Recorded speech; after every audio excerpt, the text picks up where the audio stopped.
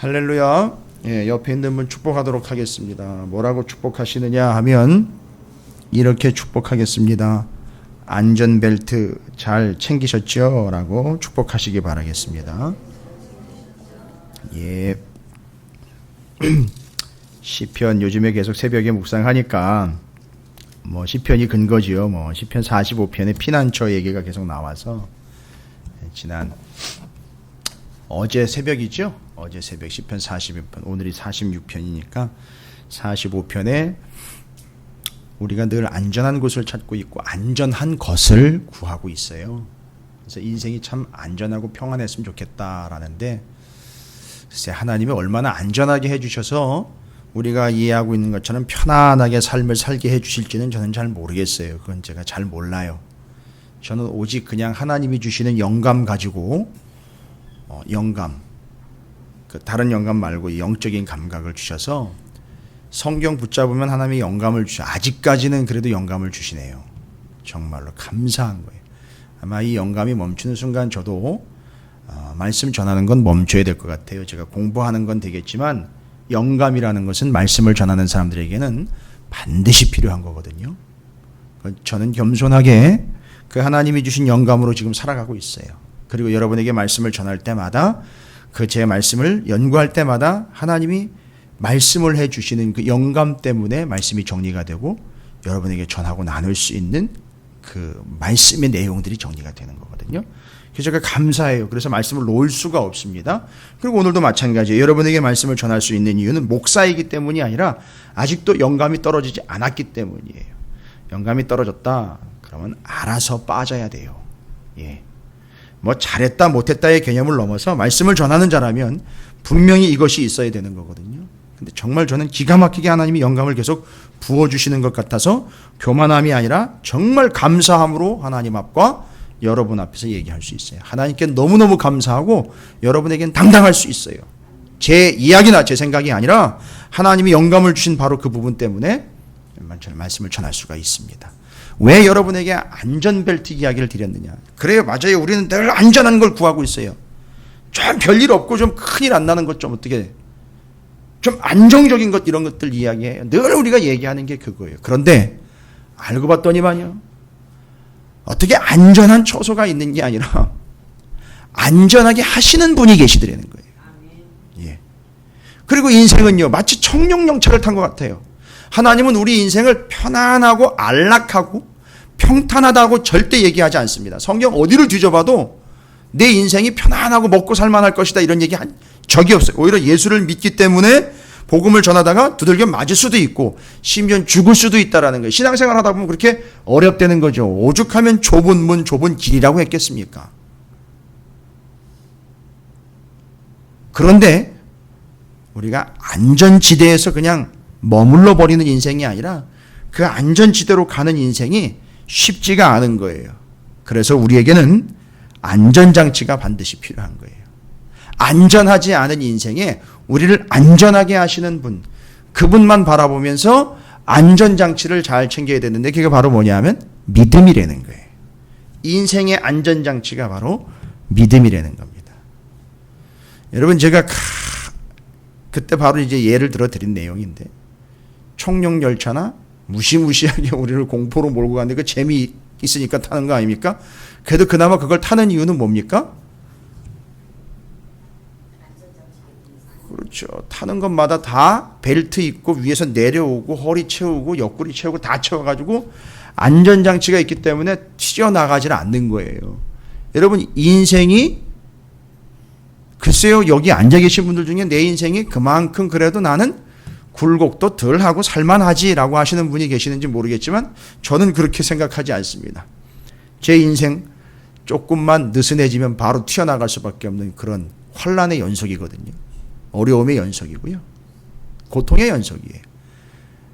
벨트 하나만 느슨해지면 벌써 퉁퉁 튕겨나가는 거예요. 생각을 해보십시오. 그런 어마어마한 놀이기구를 타는데 벨트를 안 하고 탔어요. 그냥 무사히 한 바퀴 돌아오겠지. 목표 지점으로 갈 수 있겠지라는 기대만 가지고 그냥 타버렸습니다. 빨리 갔으면 좋겠다. 어떻게 될까요? 튕겨져 나가는 겁니다. 어디가 떨어져 있는지도 모르게 튕겨져 나가는 겁니다. 따라서 우리의 인생은 그와 같은 굴곡진 인생이지만 감사한 것은 우리에게 안전장치를 주셨기 때문에 안전하게 당도할 수 있는 거예요. 바로 그것은 믿음입니다. 여러분, 그런 의미에서 안전장치를 챙기시라는 거예요. 믿음이에요. 믿음이 안전장치예요. 요것도 영감이에요. 하나님 말씀을 통해서 주신 안전지대 피난처 메누사라는 그 단어를 통해서 믿음 가지고 백기 들고 항복하면서 주님 앞에 나옵니다. 손 들고 나옵니다. 두 손 들고 나옵니다. 이게 그냥 나온 찬양이 아니에요. 그게 피난처인 하나님께로 나오는 자세를 이야기하는 메누사, 백기 들고 깃발 들고 두 손 두 발 다 들고 항복, 발을 들면 안 되나요? 두 손 들고 하나님 앞에 나옵니다. 항복합니다. 다 절대 복종합니다 하고 나온 게 그게 메누사 피난처라는 뜻이에요. 너무너무 쉽게 피난처라든지 뭐 안전지대라는 것을 우리 입장에서만 그렇게 정리를 해냈는데 아니요. 바로 그 피난처와 안전지대는 우리가 믿음을 가지고 벨트 동여 매고 두 손 들고 백기 들고 항복하며 하나님 앞에 나아오는 거기가 피난처가 되는 거예요. 오늘 이 밤이 바로 그런 피난처가 되시기를 주님의 이름으로 축원을 드립니다. 예, 에스겔서 15장, 16장은 한 쌍으로 갈 수 있고요. 에스겔서 15장 같은 경우는 지난 수요일날 참 짧은 본문이었지만 관련된 본문이 너무 많다 보니까 시편, 이사야, 요한복음 15장, 에스겔서 15장, 요한복음 15장 연결해야 된다고, 직결된다고 말씀을 드렸어요. 그래서 연결을 하시라고 이야기를 드린 거고, 거기서 포도나무 비유와 포도원 비유에서 원포인트 메시지였죠. 절대 뭘 벗어나지 말아라. 말씀의 울타리를 벗어나지 말라는 거예요. 그게 하나님이 사람이 벗어난 개념이 아니라 하나님의 아이의 울타리를 걷어 치우셨다라는 얘기예요. 그래가지고 울타리를 걷어 치우는 순간 과수원이 숲풀이 되어버리는 거죠. 그래서 질경이 들어오고 가시 들어오고 숲이 되어버리는 거예요.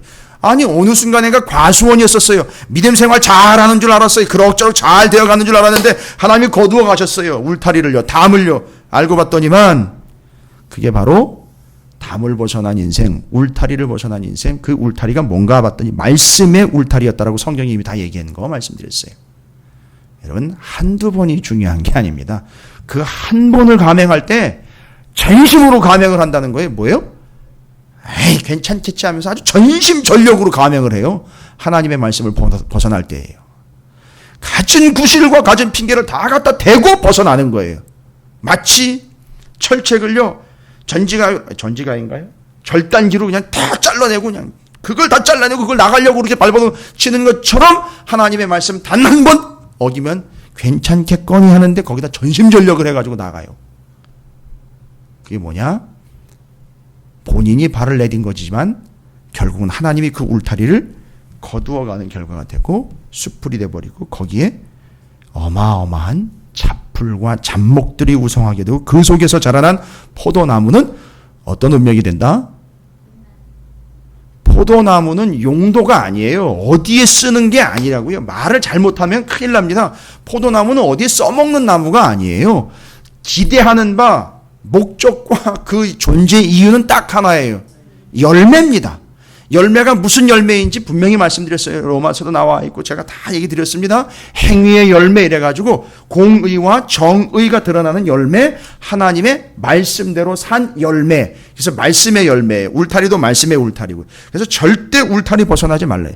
한치의 오차도 없이 절대 어떤 이유에서든지 말씀의 울타리를 벗어나지 말아라 이 이야기 드린 거예요. 그리고 말씀의 열매를 맺어라 이게. 말씀대로 행해서 어떤 결과가 온 게 열매가 아니고 말씀대로 행하는 것 자체가 열매라고 말씀드렸어요. 그래서 여기서 오류가 나버리기 때문에 사람들이 많은 오해와 착각을 하는 거예요. 이렇게 했는데 왜 이런 결과가 안 나오느냐 이래가 하면서 따진다니까요. 내가 하나님 말씀대로 살았는데 왜 하나님 나한테 이런 걸 안 주십니까? 라고 대든단 말이에요. 오해한 거예요. 열매는 내가 이렇게 했을 때 어떤 결과가 나오는 게 열매가 아니에요. 은혜가 내가 어떻게 해서 주신 게 아닌 것처럼 열매는 어떻게 해서 얻어내는 결과가 아니에요. 무슨 일이 있든 어쨌든 간에 힘들든 고달프든 외롭든 쓸쓸하든 고민이 되든 돈이 있건 없건 하나님의 말씀대로 그래도 살려고 해서 살아낸 그것 자체가 열매다라고 분명히 나와 있어요. 성경에는. 이게 상당히 중요한 얘기입니다. 너무 많이 고정화되어 버렸어요. 말씀대로 하면 이런 결과들이 탕탕탕탕 나타난다는 것에 대한 인과 결과로서 하나님의 말씀 그렇게 살았으면 이렇게 해줘야 되는 게 당연한 것처럼 그렇게 우리가 기대 아닌 기대를 하면서 하나님께 요구를 하고 있다는 거죠. 그러나 어쨌든 포도나무에 대한 기대는 다른 게 없습니다. 열매라는 거죠. 그거 거둬들이지 못하면 포도원 주인은 다른 거 볼 거 없어요. 그거 그냥 땔감으로밖에 쓸 수가 없다라고 분명히 얘기했어요. 제가 왜 15장 16장을 같이 읽었냐면 그러면 15장에서는 바로 그 울타리 걷어지고 거길로 수풀이 들어와가지고 가시덩굴 들어오고 뭐 이게 포도나무인지 이건 무슨 나무인지 알아보지도 못할 뿐만 아니라 들포도라도 열리면 그게 포도나무인지 알겠죠.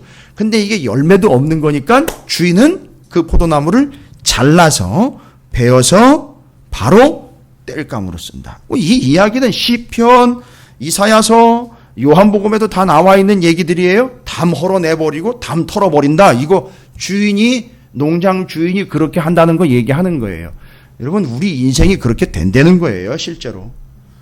예수님 믿는다고 다 형통한 게 아니고 어느 누군가는 울타리를 걷어 가신다는 거예요. 털어버리신다는 겁니다. 담을 허물어 버리신다는 거죠.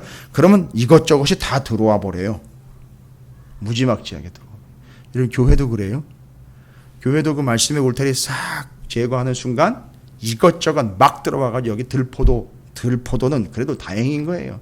포도가 뭔지 아무것도 모르고 열매는 전혀 없고 엉망진창 수풀이 돼버린단 말이에요. 그래서 제가 말씀드리고 요청드리는 바가 그거죠. 다윗처럼 죽기 살기로 될 때까지 말씀만 붙잡고 가보시라고요. 미친 듯이 말씀 한번 붙잡고 살아보시라고요. 그 결과가 어떤 건지 한번 경험이라도 좀 해봐야 될 거 아닙니까? 확인이라도 좀 해봐야 될 거 아닙니까? 저는 정말 확인하고 싶어요.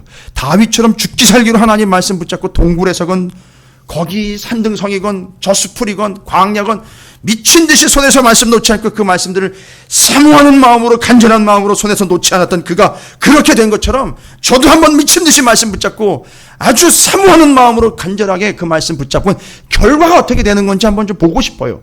뭘 기대해서 하는 게 아니라 끝까지 한번 좀 가보고 싶어요. 그냥 하는 말에 갈 때까지 가보자 그런 얘기 말고요. 말씀 붙잡고 한번 죽을 때까지 말씀 붙잡고 한번 가봤으면 좋겠어요.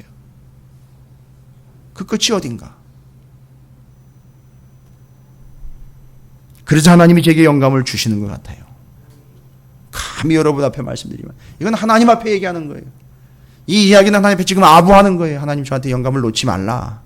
계속해서 영감을 부어달라는 그런 요청인 거예요. 저는 애절합니다. 저는 간절해요.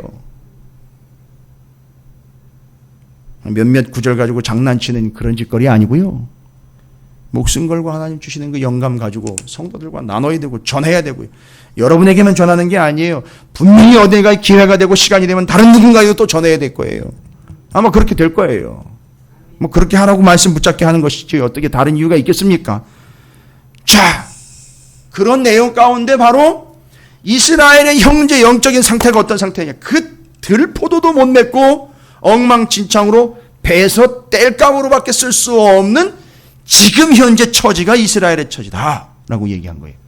예루살렘 현재예요. 아직 예루살렘은 망하지는 않은 단계예요. 망하기 직전이에요. 그럼 여러분 에스겔 선지자는 제가 15장 얘기 드리면서 시편도 참조했고 이사야 선지자의 말씀도 참조했어요. 왜냐? 에스겔은 절대 말라기라 학계 스가랴 선지자의 예언서는 참조할 수가 없어요. 시기가 뒤기 때문에요. 이거 이제 이야기하시면 뭐 대단한 수준에 되신 거예요. 그러니까 학계 스가랴 성전 재건하고 뭐 이런 얘기는 아직 얘기 나오면 안 되는 거예요. 그렇죠?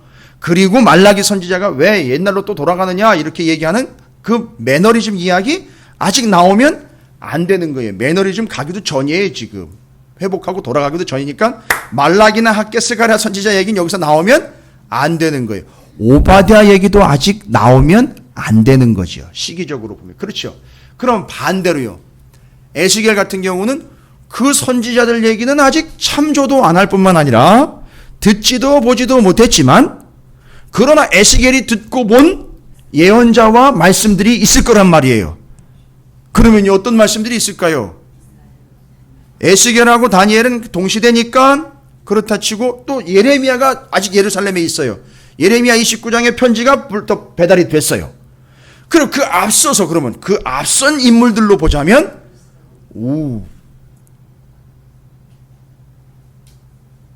여러분이 아시는 예언자들이 이제 거의 다 나오실 수 있을 거예요.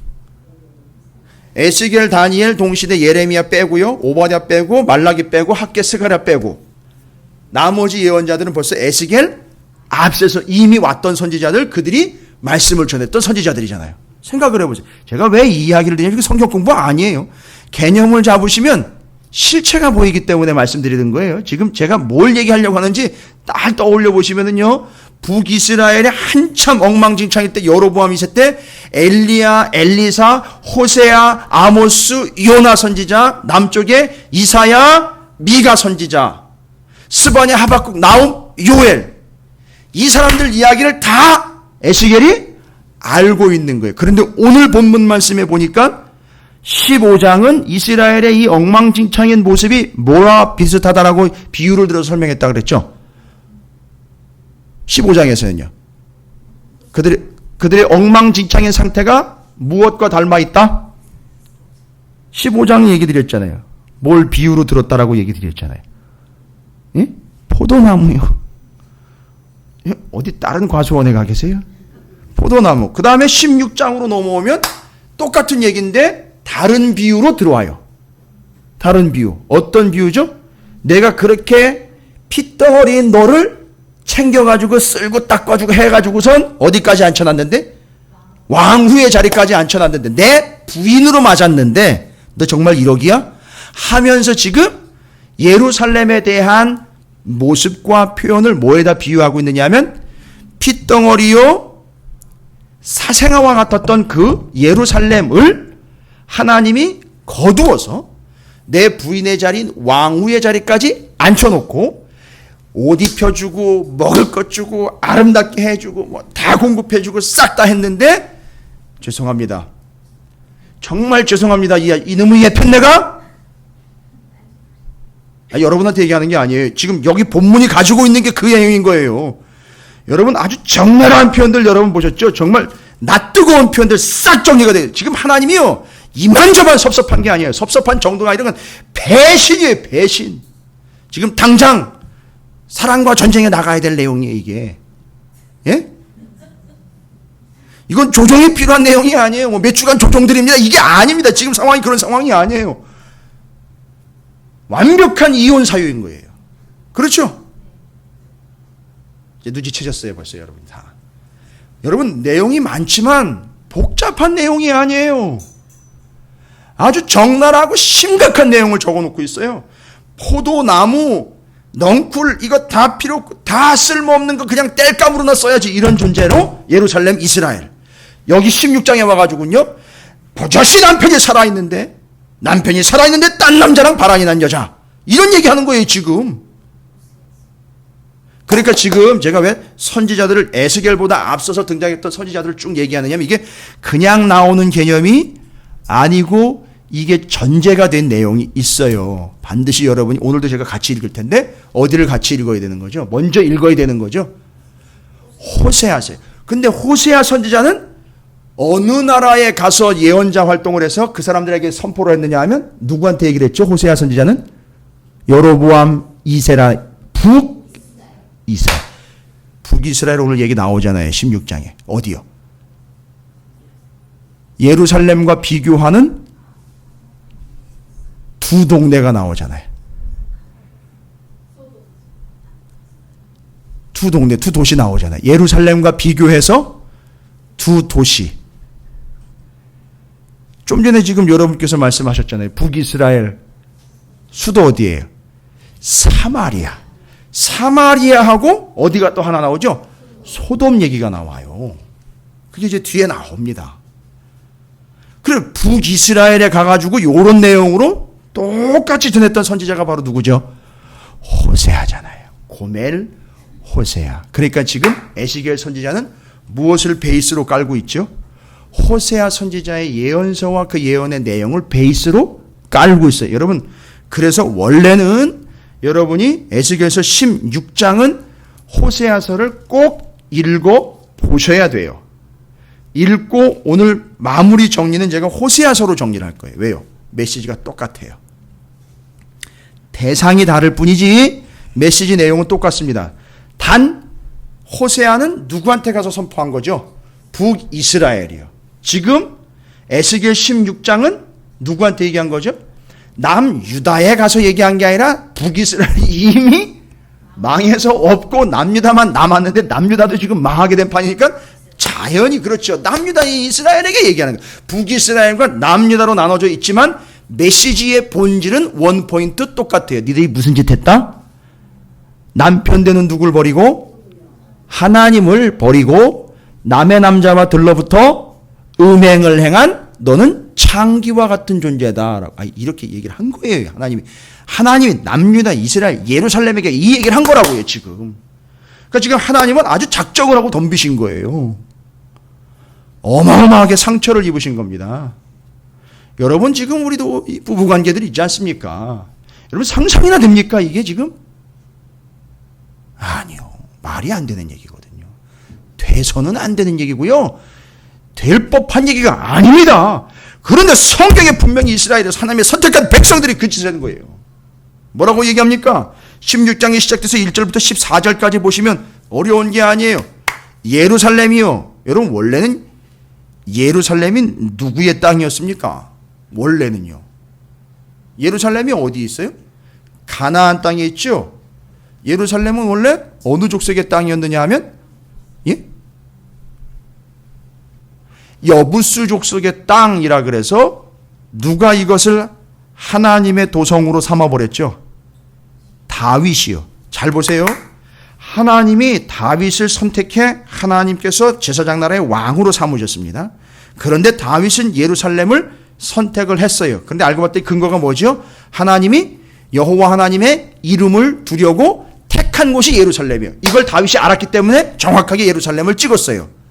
그래서 잘 보십시오. 다윗도 하나님이 선택하셨고 예루살렘도 하나님이 선택하셨어요. 그런데 예루살렘은요. 그럼 다윗 먼저 얘기해볼까요? 다윗은 어떤 사람이었죠? 어렸을 때에 잘 나가는 집안이 아니라 베들레헴의 이새의 아들로 양이나 치고 있었던 꼬마 목동이었습니다. 그런 그를 하나님께서 소년 시절에 선택하셨어요. 그거랑 비슷하게 예루살렘도 이방 족속인 가나안 족속들의 땅에서 중요한 위치에 있는 것 같았는데 그 근본이 뭐라고 나와 있느냐면 16장 3절을 보십시오. 예루살렘의 근본입니다.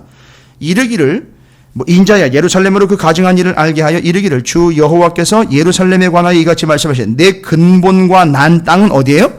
가나안. 넌 원래 이방이야 이런 얘기예요. 그렇죠? 말씀하시되 내 근본과 난 땅은 가나안이요 내 아버지는 아모리 사람이요 내 어머니는 헷 사람이라. 이 아모리와 헷은 다 가나안 족속의 유명한 족속 중에 한 족속들이에요. 그러니까 실제로 아모리가 아버지였고 어머니가 헷이었다라는 얘기가 아니라 가나안 족속의 이방 땅에 그 속해 있던 한 구석을 내가 선택을 했다 이런 얘기예요. 다윗 너를 선택한 것처럼 예루살렘도 그렇게 내가 찍었다 이런 얘기인 거예요. 그리고 그렇게 내버려 두면 이방 땅으로 그냥 멸망받고 심판받아야 될 대상이었는데 그 땅이 뭐가 돼버린 거죠? 하나님의 성전이 세워지는 거룩한 땅이 돼버린 거예요. 뭐지요? 하나님이 선택하신 거예요. 그걸 설명을 하고 있는 거예요. 그 내용을, 그 은혜를. 내가 난 것을 말하건대 4절에 내가 날 때에 내 배꼽줄을 자르지 아니하였고 너를 물로 씻어 정결하게 하지 아니하였고. 이건 뭔 표현인 거예요? 애가 태어났는데 이건 부모도 없는 것처럼 태어났으니까 누구도 돌보지 않은. 그렇죠. 사생아처럼 그렇게 널브러진 존재. 그냥 내버려뒀으면 이방의 한 구석쟁이 이렇게 됐을 텐데 하나님이 선택하는 바람에 이 땅이 예루살렘이 아름다운 도성이 되어버린 거예요. 그 이야기를 선택의 과정을 하나님이 쫙 설명을 하면서 옛날이요 옛날 얘기하는 거예요 지금. 근데 지금은 예루살렘이 어떤 상황까지 왔죠? 지금 상황은요. 에스겔이 선포할 때 망하기 직전에 와 있는 거예요. 그런데 그 예루살렘이 원래는 어떻게 선택이 돼가지고 세워졌는지를 지난 이야기를 리뷰하고 있죠. 여기선 다윗 빼놓으면 안 되겠죠. 하나님이 예루살렘을 가나안 땅, 약속의 땅으로 그에게 주셨고 예루살렘을 하나님의 이름을 두려고 택한 곳이라고 예루살렘 성을 하나님이 선택하신 것에 대한 이야기 잊어서는 안 되겠죠. 예, 선택이라는 건요, 하나님의 전적인 은혜예요. 은혜 받은 자가 예루살렘이다. 은혜 받은 자가 너희들이다. 은혜 받은 자가 바로 예루살렘에 살고 있는 너희들이다. 은혜 받은 자가 다윗이다. 이런 얘기 하는 거예요, 지금. 그런데 6절, 7절에 보면 그들의 그 이전에 참 비참했던 상황 이야기하고 있죠. 7절입니다. 내가 너를 들의 풀같이 많게 했더니 내가 크게 자라고 심히 아름다우며 유방이 뚜렷하고 내 머리털이 자라났으나 내가 여전히 벌거벗은 알몸이더라. 왜요? 이방 땅이었고 하나님을 모르는 족속들이었기 때문에. 그런데 거기 이스라엘 백성들이 신앙을 삼고 성전을 삼고 예루살렘 성이 다윗의 도성이 되어버리는 그 순간 이후로부터 어떻게 됐죠? 내가 내 곁으로 지나며 보니 내 때가 사랑을 할 만한 때라. 내 옷으로 너를 덮어 벌거벗은 것을 가리고 내게 맹세하고. 아니, 하나님이요, 그 변방에 그냥 조그만 구석쟁이에 있는 그 땅, 그 산꼭대기에 있는 거 누가 올라가면 헥헥대면서 그 숨 내쉬면서 올라가야 되는 거기를 어떻게 하셨대요? 맹세하고 언약하여 너를 내게 속하게 하였느니라. 나 주 여호와의 말이니라. 내가 물로 내 피를 씻어 없애고 내게 기름을 바르고 수놓은 옷을 입히고 물돼지 가죽 신을 신기고 가는 배로 두르고 모시로 덧입히고. 미스 예루살렘 지금 뽑고 있는 중이네요. 폐물을 채우고 팔고리를 손목에 끼우고 목걸이를 목에 걸고. 여러분, 앞에 나와 있었던 그 예루살렘의 그 이전에 비참했던 상황과 계속해서 뭐하고 있죠? 비교가 되고 있는 거죠. 코고리를 코에 달고 귀고리를 귀에 달고 화려한 왕관을 머리에 씌웠나니 점점 심해지고 있죠. 이와 같이 내가 금, 은으로 장식하고 가는 배와 모시와 수놓은 것을 입으며 또 고운 밀가루와 꿀과 기름을 먹음으로 극히 곱고 형통하여 어디에까지 올라왔죠? 왕후의 지위에 올랐느니라. 왕후는요, 자기가, 여성이 자기가 왕후가 되고 싶으면 왕후가 되는 건가요? 왕후는 누가 선택해야 되죠? 왕이 선택해야 되는 겁니다. 하나님이 예루살렘을 왕궁이 있는 처소로, 성전이 있는 곳으로 선택. 그래서 너는 이스라엘이라는 나라는, 민족은, 예루살렘은 나의 신부로 내가 선택했다, 이야기하는 거예요. 여러분, 하나님이 공치사 하시는 거 아니잖아요. 하나님이 이게 속이 좁으시고 쪼잔해가지고 내가 이제는 헤어지는 마당에, 예? 그죠? 이제는 헤어지는 마당에도 내가 옛날에 뭐 시계도 해줬고 뭐도 해줬고 이거 다 내놔라 막 이랬잖아요. 그죠? 예? 제가 옛날에 이런 얘기 하나 드렸는데, 저희 군대 생활을 하는데 여자가 고무신을 거꾸로 신었어요. 이 상병 말쯤 되니까 이제 고무신을 거꾸로 신고 이제 다른 남자한테 가는지 뭐 어쩌는지 모르겠는데 이제 헤어지자고 그랬대요. 여러분, 1병이나 2등병이면은 정말 괴로워요. 이거 어떻게 될지 관심사명이 돼버려요. 그러면 이게 막 자기가 혼자 막 이제 이상한 짓 할 수도 있는데 상병 말아본증 되니까 열이 받는 거예요. 여기까지 왔는데 이걸 어떻게 해야 될까? 그래서 내부반에서 회의가 이루어져. 이거 어떻게 대처를 해줘야 될까, 이거를? 에? 어떻게 대처를 했겠습니까? 어디서 또 보고 들은 거 배운 건 있어가지고 군대에서요. 이 군대 짬이 그냥 짬이 아니거든요. 거기 내부반에 있는 20 몇 명이 자기 애인 사진을 다 한 장씩 다 놓았어요. 난 네가 누군지 모르겠다. 알아서 네 사진 빼가지고 가져가고 나머지는 돌려줘라. 이런 식으로 해가지고 거기다가 사진을 다 넣어가지고 그걸 소포를 해가지고 보냈어요, 그 여자한테. 예, 군인이 열받으면 나라도 뒤집어요. 그런 기억이 있는데, 아니 뭐 그런 것처럼 내가 그렇게 잘해줬는데 너는 날 이렇게 배신하기냐 해서 하나님이 내가 옛날에 이것도 해줬고 저것도 해줬고 저것도 해줬고 내가 해준 거 다 내놔, 뭐 이런 거 아니잖아요. 얼마나 하나님이 예쁘게 보셨고, 얼마나 사랑하셨고, 얼마나 관심을 갖고, 얼마나 쓰다듬어 주셨고, 얼마나 챙겨주셨고, 얼마나 눈을 떼지 못하고 그냥 입에서 침이 흐를 정도로 내가 너무너무 사랑하는데 하면서 눈을 띄지 못해가지고 하나님 얼마나 관심을 가졌는데, 아니 이놈의 죄송합니다. 예루살렘에서 이거 하나만 빼면 여예요. 이 편내가, 아니 나는 그렇게 눈을 안 뜨고 그렇게 애지중지 바라보면서 그냥 너무너무 사랑스러워 눈물이 뚝뚝 떨어질 정도로 하나님이 그렇게 바라보고 있는데, 아니 이 여자는 죄송합니다, 딴 놈이랑 바람이 난 거예요. 야, 이건 완전 극혐. 요즘 애들 말 맞다나 극혐 사랑과 전쟁 스토리예요. 와, 이런 게 어디 있나 싶을 정도로. 근데 그 남자가 한둘이 아니에요. 보니까 추적을 해보니까 뒤를 밟아가지고 블랙박스 다 수거해가지고선요 추적장치 다 달아가지고 달아야봤는데 한둘이 아닌 거예요. 이 여자가. 알고 봤더니만 자기가 선물해준 명품 시계며 백이며 옷이며 싹 챙겨 입고는 다른 남자 꼬시러 간 거예요. 그 내용인 거예요. 그게 어디에 나와 있어요? 15절부터 22절까지가 바로 그거예요. 그렇게 하나님이 예루살렘에 부어주시고 챙겨주신 그런 것들을 가지고선 이걸 이용을 해서 뭐를 했어요? 하나님에게 감사하며 하나님에게 잘 보이는 게 아니라 요걸 챙겨 입고는 다른 남자를 꼬시러 간 거예요. 그러니까 그게 그거 얘기예요. 아이, 군대가 있건 뭐가 됐건 남자가 건 그렇게 외조를 해가지고 선물이나 선물 다 주고 말이죠. 막 명품이라는 건 명품이요. 아이, 다른 여자한테 굴리지 말라고 챙겨주고요, 채워주고, 씌워주고, 해주고, 걸어주고 다 했어요. 아, 근데 그렇게 싹 세트로 입고 챙겨 입고는 다른 남자를 꼬시러 나간 거예요. 여러분 어떻겠습니까? 예?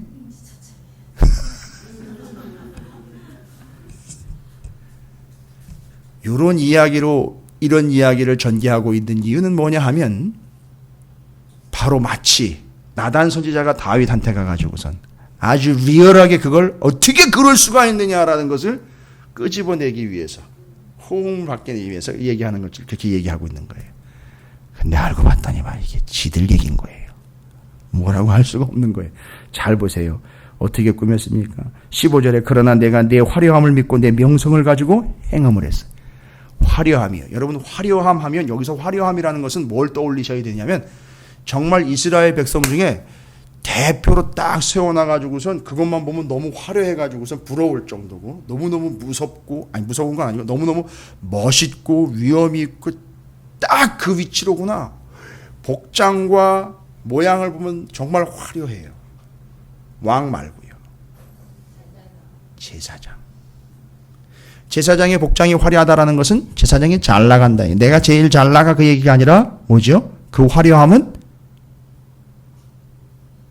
구별됨과 책임을 이야기하는 거거든요. 근데 그걸 방종의 도구로 썼어요. 그렇게 화려한 모습으로 행음하는데 도구를 써버렸어요. 16절에 보니까 내가 내 의복을 가지고 너를 위하여 각색으로 산당을 꾸미고 거기서 행음했다.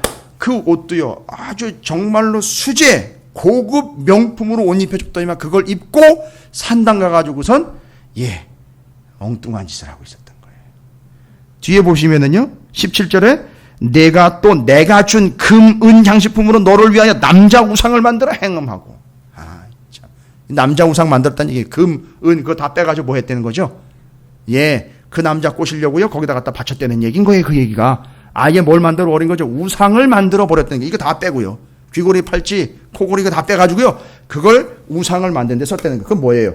그건 행음하기 위해 그 남자에게 갖다 줬다는 거예요. 여러분 뒤에 나와요. 표현 여러분 성경에 나와 있는 표현이니까 양해하시고 들으세요. 행음하는 여인들 일반적인 창기는 돈을 받고 행음을 하는데 야 이 멍청한 인간아 야 이 더럽고 추잡한 인간아 너는 오히려 돈을 주고 너하고 행음해달라고 애걸복걸을 하고 있구나. 이렇게 예루살렘에 대해서 얘기를 하고 있어요. 와, 여러분 지금 16장은 에스겔서 안에 호세아서인데요. 정말 심하게 하나님의 무명령. 근데 이게 지금 하나님이 심하다 하는 게 아니라 실제로 예루살렘과 이스라엘이 심각하다라는 걸 이야기하고 있는 거예요. 다 보세요. 하나님이 주신 거죠. 심지어 무슨 짓까지 합니까? 20절에 보니까 또 내가 나를 위하여 낳은 내 자녀를 왜 하나님을 위하여 낳은 자녀입니까? 이 자녀들은 어떻게 사용돼야 되는 겁니까? 도대체 이들은 등불이죠. 꺼져서는 안 되는 거죠. 뭐가 꺼지면 안 되는 겁니까? 믿음이요. 말씀이 꺼지면 안 되도록 대를 이어서 하나님을 믿는 믿음으로 대를 이어가게 해야 되는데 이들을 어떻게 따랐죠? 그 우상 행음하는 자에게 데리고 가서 그들이 잡아먹으라고 내줬다는 거예요. 불에다가 던져버렸다는 거예요. 몰렉이라든지 몰록, 그 다음에 불 속으로 뛰어들어가 가지고선 사람을 거기다 갖다 바치는 이런 신들, 우상들에게 갖다 바친 거예요. 여러분, 이게 지금 그들이 저지른 만행입니다. 22절 보십시오. 요거 얘기하십니다. 하나님, 내가 어렸을 때에 벌거벗은 몸이었으며 예루살렘이 하나님의 손에 쥐켜지지 않고 이방의 한 땅으로 남아있을 때 얘기하는 거죠. 피투성이가 되어 발짓하던 것을 기억하지 아니하고 내가 모든 가증한 일과 음란을 행하였느니라. 어렵지 않으시죠? 지금 어떤 상황인지 그 심각성이 여러분 이제 전해지시죠? 요즘 말로 말하면 그거예요. 하나님이 주신 은혜는 잔뜩 받아 챙기고는 엉뚱한 데 가가지고 손 빌리고 있는 거예요. 뭔 얘기인지 아시겠습니까? 우리가 지금 하나님의 은혜로 여기까지 와서 이렇게 살아있고 예배하고 있고 기도할 수 있고 하나님을 묵상할 수 있고 말씀을 붙잡고 읽고 이해하고 하나님 더 깊이 알아갈 수 있게 되는, 그래서 야다라는 말이 자꾸 나오던 이유가 뭐냐면, 야다는요 하나님을 알아가는 인식의 차원으로 지식이 더해간 게 아니라 하나님과 뭐 하는 거죠? 동침하는 거예요. 동거하는 거라고 자꾸 그 얘기를 하는 게 이런 이유인 거예요. 그냥 인식적으로 지식적으로 하나가 더 터득되고 내 마음에 들어와 하나의 지식으로 남아있는 그런 아는 게 아니라 하나님을 알면 할수록 하나님 너무너무 사랑스러운 거예요. 그래서 하나님을 떠나갈 수가 없는 거예요. 이게 진짜 아는 거지요. 그래서 야다, 부부가 동침한다라는 뜻으로 일차적인 의미를 가지고 있는 거예요. 그런데 이 여인은, 예루살렘과 이스라엘은 어떻게 한 거죠? 음행을 저질렀다는 건 하나님을 근본적으로 보면 배신이라고 하지만 진짜 이들은 하나님이 어떤 분인지를 모른다는 얘기예요. 알고 싶지도 않다는 얘기인 거예요. 심각한 거죠. 자, 그렇다면 이제 그 뒤로요, 그 음행의 실체가 나와요. 뭐 여러분 나쁜 짓 한 것 같죠? 아주 심각하게 성적으로 심각한 타락을 이루은 것 같죠? 여러분, 그 음행의 내용이 나와 있어요. 음행의 내용. 23절부터 34절까지요. 잘 보시면 제가 좀 입에 담기도 좀 그런 표현들이 자꾸 나오죠. 23, 24, 25절에 보면 내가 높은 데를 모든 길 어귀에 쌓고 내 아름다움을 가증하게 하여 모든 지나가는 자에게 다리를 벌려 심히 음행하고. 예루살렘이 한참 다윗성과 이 유다가 번성했을 때 온 세계에 이목이 집중이 됐었어요. 무역상들도 많이 들어왔었고 장사 잘 됐었어요. 여러분 기억나시죠? 포로로 끌려갔다가 돌아온 사람들이 예루살렘에서 다시 장사가 회복되니까 두로의 상인들 들어와가지고 장사하게 됐던 그 내용들 아시죠? 그 정도로 예루살렘이요 잘 나갔던 도시예요. 진짜로 잘 나갔어요. 솔로몬 시대 때요 어마어마한 부귀와 영화를 누린 게 알고 봤더니만 전 세계에 있는 무역상들이 예루살렘에 들어와가지고 장사를, 왜요? 장사가 된 거예요. 거기서 수월찮게 된 겁니다. 그러니까 안식일에도 장사를 놓지 않았던 거예요. 잘 되니까. 그러니까 느헤미야가 이거 막았죠? 내쫓았죠, 장사들. 바로 그런 내용들입니다. 예루살렘이 예전엔 그랬었습니다. 그런데 그들이 그렇게 잘 나갔던 시절에 무슨 짓을 했느냐 하면 기껏 그렇게 만들어줬더니만 표현이 상당히 심합니다, 여러분. 표현이. 여러분, 이건 정말 우리가 평상시에도 이게 입에다 담을 수 없는 표현을 하나님이 쓰신 거예요. 아무 남자한테나 다리를 벌리며 음행을 시행하게 되는, 이 감행하게 되는 이 더러운 음녀 예루살렘이 바로 이 꼴이다. 26절에 하체가 큰 내 이웃 나라에 뭐예요? 누구와 애굽 사람과도 음행했고요. 28절에 보십시오. 애굽과만 음행했느냐? 아니요. 음령이 차지 아니하여 또 아수르 사람과 행음하였고. 거기서 끝냈습니까? 아니요. 29절입니다. 장사하는 땅 갈대아, 장사하는 땅 갈대아까지 심히 행음하였으되. 여러분, 갈대아라는 말은 또 우리가 또 좀 더 깊이 보면 바벨론 쪽과 연결되거든요. 바벨론. 그러니까 지금 애굽, 아수르, 바벨론 주변에 강대국이라는 강대국과는 다 붙어 먹은 거예요. 뭔 얘기냐? 행음, 음행의 본질이 뭐냐 하면 이게 우리가 성적으로만 이야기할 게 아니라 하나님은 그렇게 받아들였어요. 아예 나 버리고 딴 남자한테 아이의 침대를 내어준 격 이렇게 받아들이셨지만 이 음행의 본질, 행음의 본질은 뭐냐 하면 하나님 말고 더 신뢰하며 의뢰하며 믿고 맡길 수 있는 게 있다면 그건 음행한다라고 이야기한다는 거예요. 그리고 그들이 멀리 떨어져 있잖아요. 나라마다 멀리 떨어져 있죠. 그렇기 때문에 멀리 떨어져 있기 때문에 늘 가까이 있는 것처럼 보이게 하려고 우상을 만드는 거예요. 그래서 우상을 만들어서 하나님을 의뢰하고 하나님이 나를 돕고 하나님께 나를 도와달라고 구하고 간구하면서 믿음으로 나아가는 게 아니라 눈에 보이는 강대국들인 애굽이라든지 아수르, 바벨론 잘 보시면 이스라엘의 역사에서 그런 일이 실제로 있었잖아요. 자꾸 옆에서 나라가 쳐들어오니까 아하스 왕 같은 경우는 아수르한테 도와달라, 우리 도와줘라, 그리고 북이스라엘 쳐달라, 이렇게까지 얘기를 했단 말이에요. 그게 음행하는 짓거리라는 거죠. 행음이라는 거죠. 하나님을 죽어라 하고 의뢰하고 신뢰해야 되는데 무슨 일에서 하나님 말씀 붙잡고 그냥 이 말씀 의뢰하고 신뢰하고 가야 되는데 그게 아닌 다른 것을 뭔가 의지하고 의뢰하고 신뢰하는 게 있는 그 행위를 행음이다라고 이야기하는 거예요. 본질은 다른 게 아니에요. 다 그거 얘기하는 거예요. 하나님 말고 다른 뭐 믿는 구석이 혹시 있으십니까? 그게 음행이라는 거예요. 목사님, 상당히 파격적이면서 너무 칼날이 예리한데요. 맞아요. 그게 음행인 거예요. 아까 그 핏덩이를 주웠다 그랬잖아요. 그리고 그렇게 해서 키워왔어요, 하나님이. 그리고 여기까지 해서 내 아내로 만들었어요. 근데 이게 다른 걸 찾아갔단 말이죠. 여러분, 이건 뭐 다른 얘기가 할 필요가 없는 거예요. 이때까지의 그 삶의 전체를 다 거부하고 부정하고 다른 뭔가를 의지할 것이 있다라고 그것을 쫓아가는 순간 그게 음행이다라고 본문에서 그것을 이야기합니다. 30절부터 34절까지 쭉 이야기하고 있는 내용들에게 34절을 보시면 내 음란함이 다른 여인과 같지 아니함은 행음하려고 너를 따르는 자가 없음이며. 뭔 얘기예요? 이 여자 좋다고 쫓아다니고 행음합시다라고 따라다니는 자가 있는 게 아니라 뭐예요?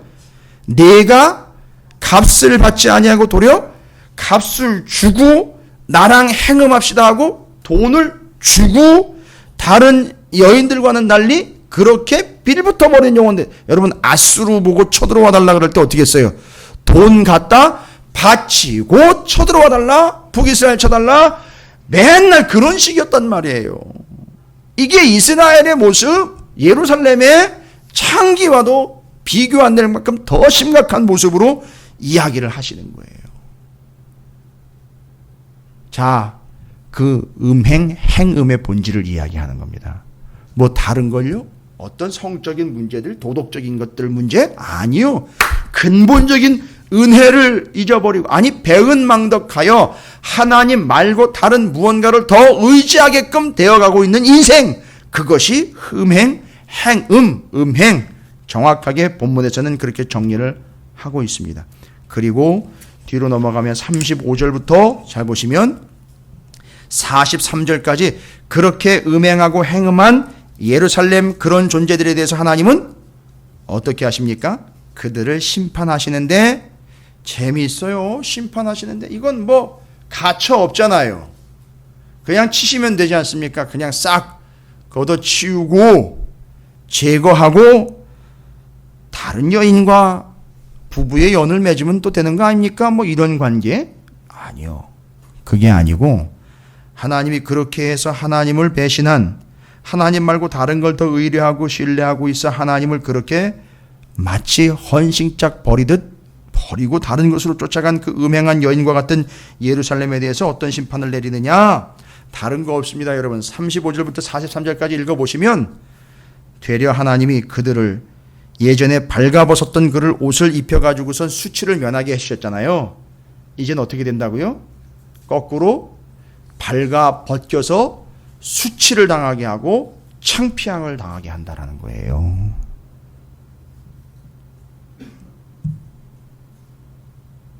그럼 저는 이거 요즘에 봐요. 이렇게 발가벗기고 수치당하는 걸 봐요. 교회 이야기가 인터넷상 뉴스상으로 올라와 가지고선 그 안에 있는 게 싹 발가벗겨지잖아요.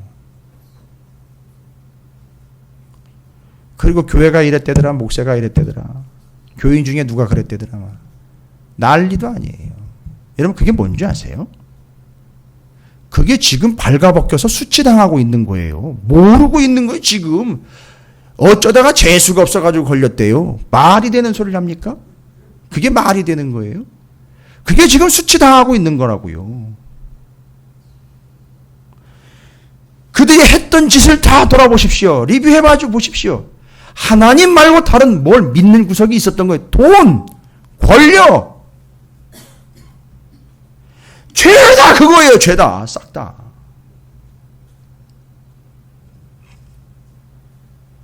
세상적인 야합과 세상적인 이익들이 교회 안으로 치고 들어와가지고 위에 목사서부터 시작해서 성도들까지 싹 다 갉아먹고는 온통 교회가 싹 다 행음하게 만들어버려서 그것을 발가벗겨가지고 수치를 당하게 만들어버린 이 상황들 가운데 있다는 거예요. 여러분 그게 그 내용인 거예요.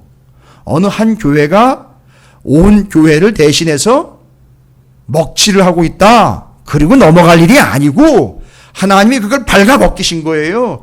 그래서 드러난 거라고요. 알고 봤더니 그들이요 하나님 말고 다른 걸 신뢰하고 있었어요. 실제로 다 드러난 겁니다. 지금 모르겠습니다. 얼마나 더 드러날지는 모르겠습니다만 드러나고 있는 중이에요. 참 심각합니다. 정말 심각해요.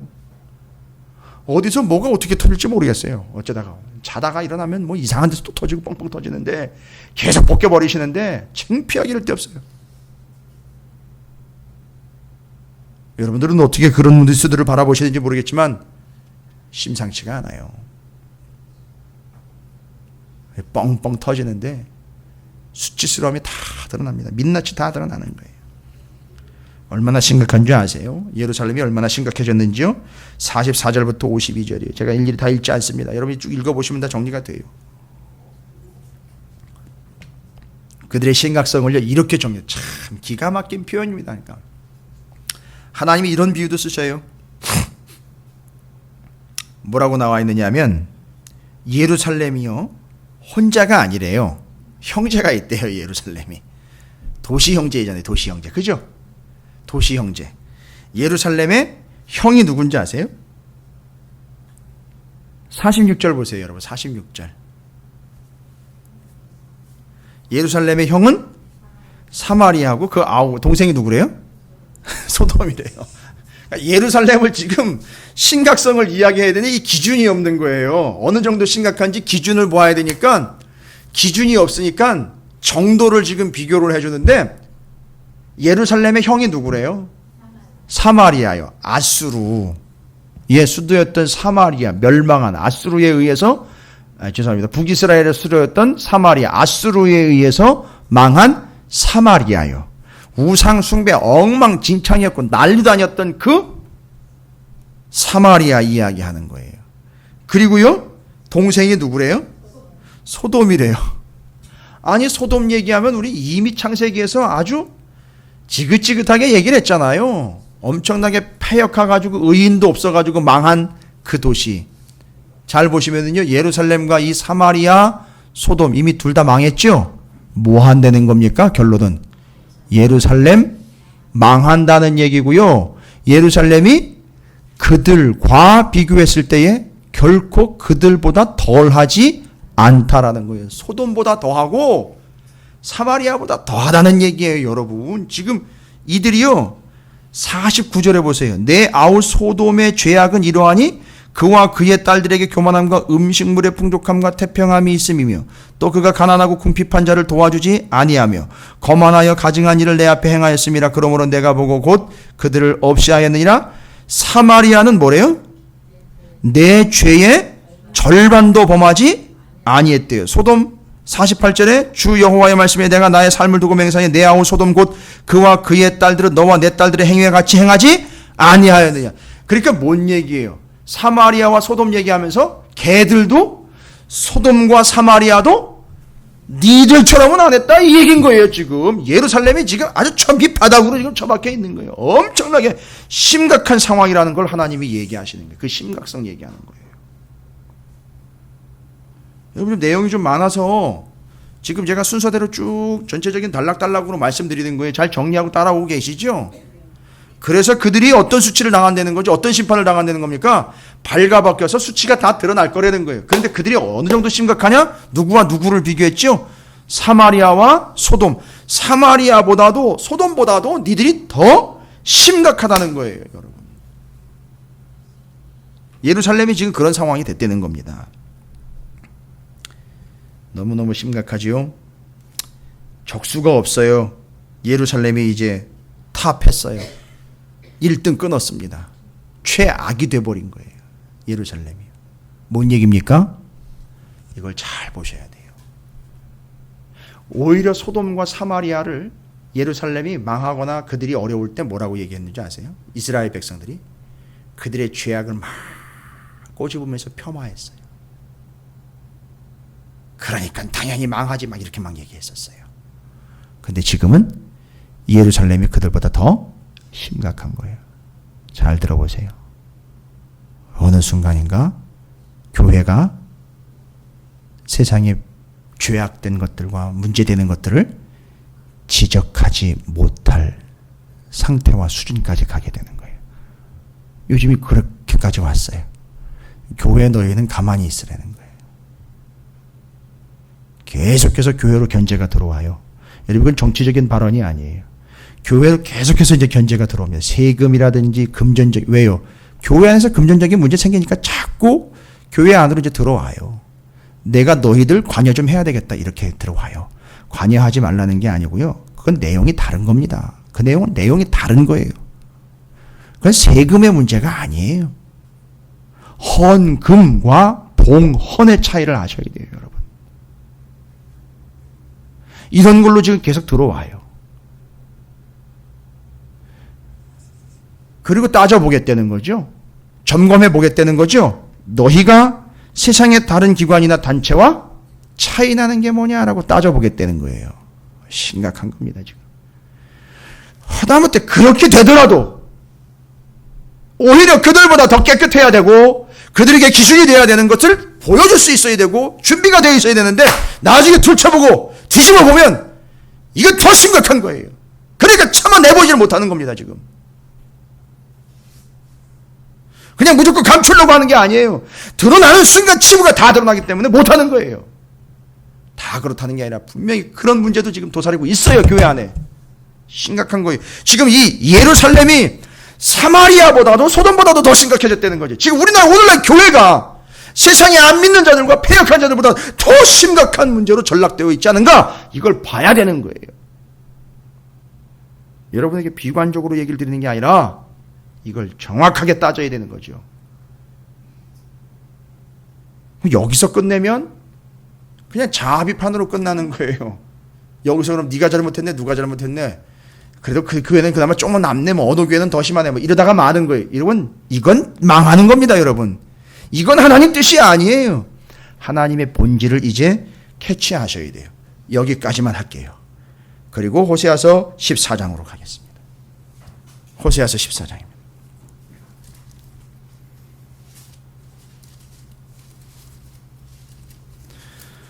호세아서 14장 1268쪽입니다. 구약성경.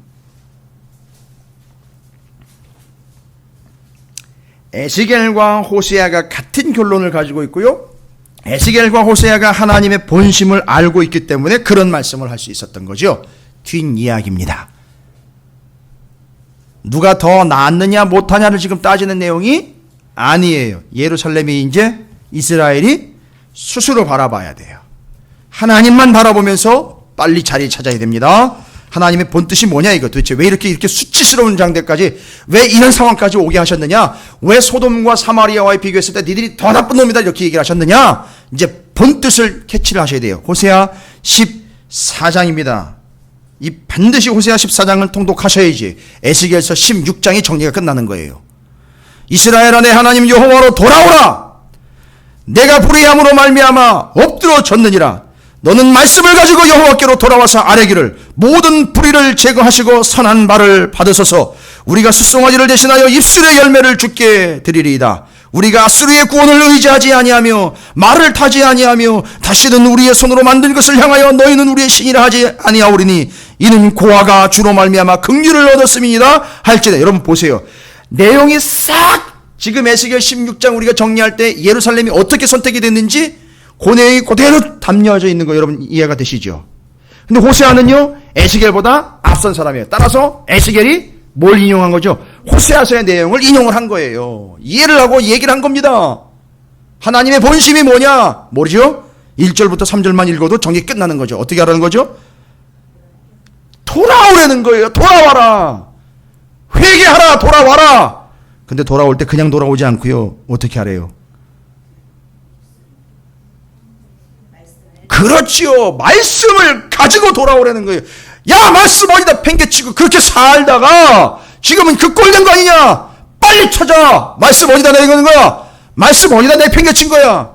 이거 우리 교회 다니는 이거 일반인 성도들의 집에서 맨날 일어나는 일. 야, 성경책 어디다 뒀어?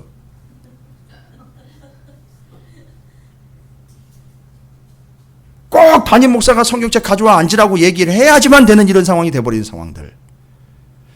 말씀을 챙기라고 해야 챙겨지는, 여러분 그건 아니에요. 이제 우리가 알아서 챙겨가지고 돌아와야 되는 거예요. 뭘 가지고 돌아와라? 말씀 가지고 돌아와라. 지금까지 어떻게 되는 거예요? 말씀 놓고 네 혼자 살아왔다는 거 아닙니까? 말씀 붙잡고 돌아와라. 그리고요 입술에 열매를 주게 드리려는 이게 뭡니까 도대체? 입술에 열매라는 게 열매 나왔습니다. 열매. 입술의 열매요. 말씀대로 말하고 말씀대로 행하는 거예요. 그거 열매인 거예요. 잘 보십시오. 호세아니까 북이스라엘이에요. 당연히 아수르 얘기 나오잖아요. 아수르 뭐 하지 말라? 아수르의 구원을 의지하지 아니하며 말을 타지 아니하며. 말을 타지 않는다는 얘기는 말 탄다는 건 뭘 얘기죠? 제국 되는 거 아닙니까? 큰 나라 되는 거예요. 너희는 우리의 신이라 하지 아니하오리니 이는 고아가 주로 말미암아 긍휼을 얻었습니다 할지라. 딱 예루살렘 얘기네요. 호세아서지만 예루살렘 얘기인 거예요. 뒤에 더 볼까요? 내가 그들의 반역을 고치고 기쁘게 그들을 사랑하리니 나의 진노가 그에게서 떠났음이라. 내가 이스라엘에게 이슬과 같으리니 그가 백합화같이 피겠고 레바논 백향목같이 뿌리가 박힐 것이라. 그의 가지는 퍼지며 그의 아름다움은 감람나무와 같고 그의 향기는 레바논 백향목 같으리니 그 그늘 아래 거주하는 자가 돌아올지라. 그들은 곡식같이 풍성할 것이며 포도나무같이 꽃이 필 것이며 그 향기는 레바논의 포도주같이 되리라. 에브라임의 말이, 에브라임은 이제 북이스라엘, 이스라엘을 이야기할 때 에브라임의 말이 내가 다시 우상과 무슨 상관이 와우 한다는 얘기가 뭐, 이건 말로만 그냥 표정 연기하는 거 아니죠? 저기 우상이 여러 개가 있는데 저게 나랑 무슨 상관입니까? 한다는 거는 뭐예요? 관심 없습니다라는 얘기죠. 저건 나랑 상관없습니다라는 얘기죠. 내가 우상과 무슨 상관이 있으리요 할지라. 내가 그를 돌아보아 대답하기를 나는 푸른 잣나무 같으니 내가 나로 말미암아 열매를 얻으리라 하리라. 누가 지혜가 있어 이런 일을 깨달으며 누가 총명이 있어 이런 일을 알겠느냐? 여호와의 도는 정직하니 의인은 그 길로 다니거니와 그러나 죄인은 그 길에 걸려 넘어지니라. 알겠느냐? 알겠느냐? 누가 알겠느냐? 누가 알겠느냐? 야다, 야다, 야다. 누가 아는 거죠? 어떤 자만요? 총명한 자, 의인 다 맞습니다. 그 사람들은 곧 어떻게 하는 사람들이라고 분명히 여러분 하나님과 동침, 동거. 오늘 말씀으로 보면 음행, 행음이라는 말에 의해서 관점으로 보면 다른 것 의지하지 않고 하나님만을 의지하여 하나님께로 돌아오는 것. 첫 번째, 돌아와야 돼요. 그리고 하나님과 동침, 동거 해야 하는 겁니다. 누가 그렇게 하기를 바라고 계시는 거죠? 지금 호세아를 통해서는 북이스라엘이 그러기를 바랬고, 에스겔 선지자 에스겔 16장을 통해서는 이스라엘, 남유다, 예루살렘, 그나마 지금 멸망 직전인 이스라엘이 그렇게 되기를 바라신 거예요. 돌아와라, 나랑 같이 살자. 말씀 붙잡고 돌아와라. 입술에 말씀의 열매 달고 돌아와라. 잣나무처럼 그런 열매, 나를 알게 될 것이다. 나를 알아야 된다. 나와 같이 동거해야 내가 누군지를 알 것이고 그것이 너희에게는 생명이 되는 것이다 라는 걸 이야기하려고 하는 게 그 수치스러움과 그들의 더러운 처지와 그들의 지금까지 잃어버렸던 그 언약을 잊어버리고 마음껏 다른 하나님 외에 다른 것들을 의지하면서 쫓아다녔던 그들의 인생 뒤집어 엎고 하나님이 돌아와라. 나랑 이제 새 언약 맺자. 새로 약속해. 약속해줘 다시. 60절입니다. 오늘 이 밤이 여러분에게 그 언약의 자리가 되시기를 주님의 이름으로 축복합니다. 그러나 여기서 그러나라는 이유가 나오는 말씀의 이유는요. 16장 22절 내가 어렸을 때 벌거벗은 몸이었으며 피투성이가 되어 발짓하던 것을 기억하지 아니하고 누가요? 예루살렘이요. 그 다음에는요. 43절 내가 어렸을 때를 기억하지 아니하고 그러나 하나님은 60절이에요. 그러나 내가 너희 어렸을 때에 너와 세운 언약을 기억하고 나는 기억하고 있다는 거예요. 너희는 아직도 기억하고 아니 너희는 이제 새까맣게 까바닥하게 잊어버리고 있지만 나는 절대 잊지 않았다. 할렐루야. 그러니까 돌아와야 돼요. 말씀 다시 붙잡고 돌아와야 됩니다. 그리고 하나님과 들러붙으셔야 돼요. 동침하셔야 돼요. 동거하셔야 돼요. 그리고 뒤로 이어가지요.